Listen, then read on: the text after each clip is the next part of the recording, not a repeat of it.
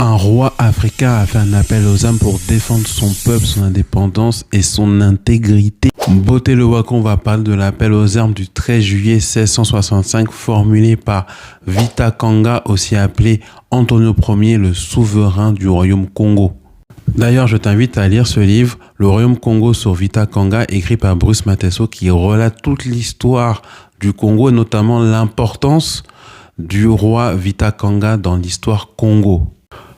Vita Kanga, aussi appelé Antonio Ier, était le Tontila du Congo de 1660 à 1665 et son acte le plus important, c'est la bataille de Mbouila qui a eu lieu en octobre 1665 qui marqua un tournant majeur dans l'histoire du Congo. Il faut savoir que le Congo était en relation avec les puissances européennes depuis la fin du XVIe siècle. Donc il y avait des relations commerciales et autres avec notamment le Portugal et d'autres pays comme la Hollande. Mais ces relations n'étaient pas toujours équitables. En effet, le Congo devait faire face à la traite négrière et aussi à l'appétit féroce des puissances européennes qui voulaient s'accaparer des ressources de ce pays qui était très riche. C'est dans ce contexte que le Ntontila du Congo, Vita Kanga, aussi appelé Antonio Ier, s'est opposé à la colonie portugaise de Luanda qui voulait s'accaparer certaines mines d'or. Il voulait connaître les mines d'or du Congo.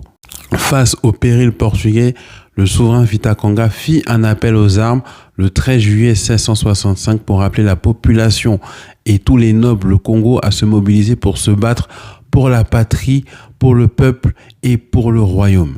Cet appel aux armes est très important dans l'histoire Congo puisqu'elle va aboutir à la bataille du Mbouila le 29 octobre 1665. On en a déjà parlé dans Wakongo avant, mais c'est important puisque ça montre l'un des derniers barreaux d'honneur de l'indépendance du Congo. D'ailleurs, il est important d'écouter cet appel aux armes. Dom Antonio Ier du nom par la grâce divine, roi du très antique royaume de Congo, d'Angola, de Matamba, Lula et Sonso, seigneur des Abundo et des Matambula, et d'autres nombreux domaines comprenant les régions en deçà et au-delà du fleuve Zaïre.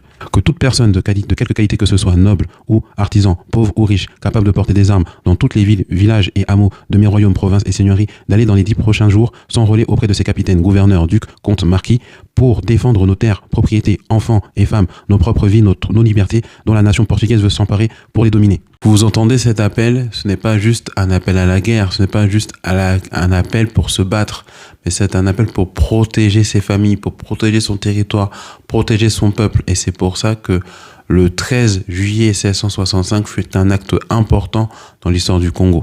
Donc, le Wakro, tu connais maintenant l'importance du 13 juillet 1665 et l'appel aux armes du roi Vita Kanga. Qu'est-ce que tu en penses? Est-ce que ça te rappelle des choses de l'actualité? Dis-moi tout en commentaire.